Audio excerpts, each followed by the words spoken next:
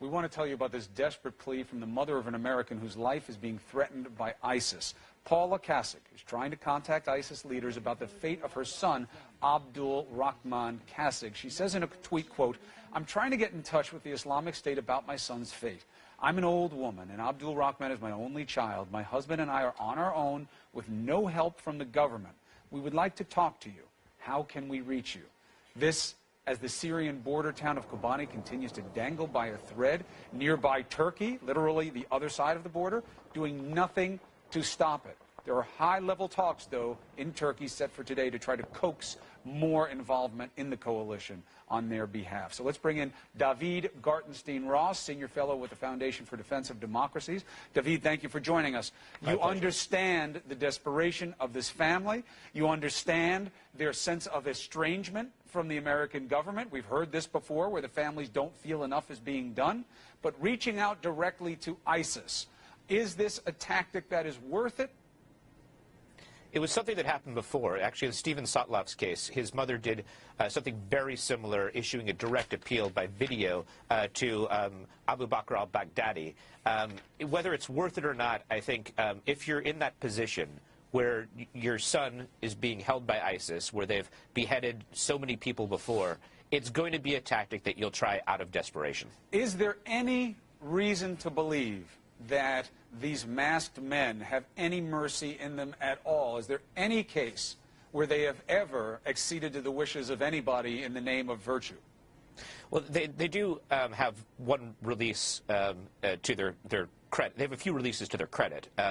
This is something that actually is mentioned in the video by one of their hostages, by James Cantley. He talks about at the very beginning how the U.S. and the U.K. have this strategy of not negotiating with the Islamic State while other countries engage in negotiations. It's definitely designed to place the burden for the deaths on the hands of the U.S. and U.K. government. But as to whether they have mercy, no. I mean, you mentioned before the name of the hostage that's being used, Abdul Rahman Kasig. That, of course, is not his birth name. His birth name is Peter Kasig. His mother is using his name upon his conversion to Islam, which came under ISIS's captivity. Now, people will ask, well, is it genuine? Is it not genuine? I don't want to speculate on that, obviously, because he's still being held, and as far as we know, he's still alive. But I will say that ISIS bragged that both Sotloff and James Foley had been converts to Islam, and yet they beheaded them anyway, which really speaks to, number one, their lack of mercy, and number two, the fact that they are violating even their very own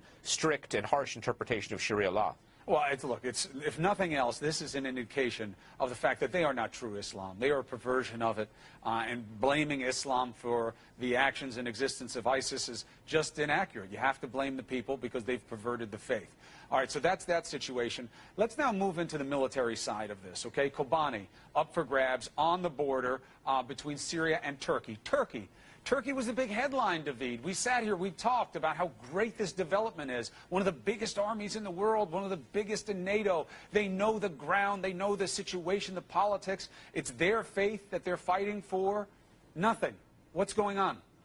There's complexity there. Look, this does not at all excuse the Turks, because this is one of the most macabre things that I've seen.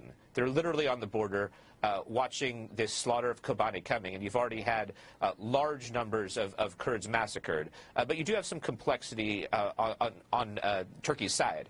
For one thing, they don't actually speak the language. They don't have a lot of Arabic speakers. Turkish is a different language than Arabic. If they enter with ground forces into Syria, it's a complex situation. They wouldn't just be fighting ISIS, but you also have a variety of other factions. You have other jihadist groups. Right. But David, this isn't about dialogue. This is about knowing the terrain. This is their land. And they are just sitting there and watching. And is that because it is the Kurds? Do they want the Kurds to die? I wouldn't make an accusation that's that harsh, but look, I think that they are extraordinarily insensitive to what's happening to the Kurds. The Kurds have always been a marginalized minority within Turkey. You've had their own situation with a militant group, the PKK, which is a Kurdish separatist organization. That certainly explains some of their awful hesitance in this case. All right, so you have General John Allen. He's leading the coalition on the U.S. side. He's going over to cut a deal, essentially, right? We're saying he's talking to Turkey about future involvement, further involvement. That's cutting a deal. What do you have to give Turkey to get them doing the fighting on the ground that is desperately needed? That's an excellent question. Part of the answer, I think, lies in the fact that Turkey has much more of a stake in this than the United States does. This is happening right on their border. Now, Turkey has said that they want the U.S. to have a comprehensive plan. They also want the U.S. to go after Assad. That's probably going to be a part of their negotiating position. Going after Assad. Any chance that the U.S. says, fine, you go after Assad while you're fighting the other guys. Go after whoever you want, but just get in there and fight. Well, certainly the U.S. will say that. I mean, if you look at the statement from the Turkish Prime Minister, from Erdogan, he's demanded boots on the ground, but it's someone else's boots.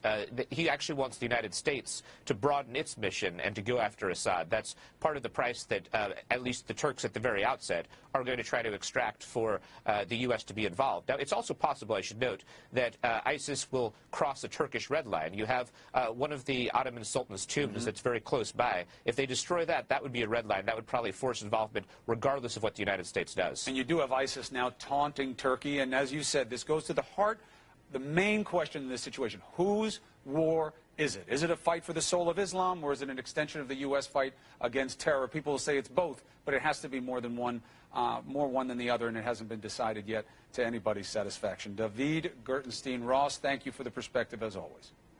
Allison.